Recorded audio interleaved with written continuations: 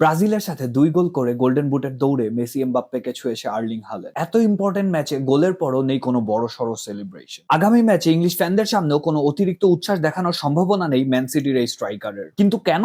ইয়ান্তালোভেন অর্থাৎ ইয়ান্তার আইন বলে একটা সোশ্যাল নর্ম চালু আছে স্ক্যান্ডিনেভিয়ান দেশগুলোতে। এই নর্মগুলো শেখায় নিজেকে কখনো অন্যর থেকে বেশি স্মার্ট, স্পেশাল বা বেটার না ভাবতে। ডেনমার্ক, সুইডেন বা নরওয়ের স্কুল, অফিস, পরিবার সব জায়গাতেই এই নর্মগুলো প্র্যাকটিস করা হয়। এর উদ্দেশ্য হলো ইন্ডিভিজুয়ালিটিকে ডিসকারেজ করা, দলের চেয়ে ব্যক্তি যেন না বড় হয়ে যায় সেটা মাথায় রাখা। বহু বছর ধরে এটা অলিখিত আইন হিসাবে থাকলেও ইয়ান্তালোভেন টার্মটা আসে এক্সেল স্যান্ডেমেসের 1933 সালে প্রকাশিত স্যাটার এল ফ্লিকেটিং ক্রিসেস এট স্পোর্ট থেকে।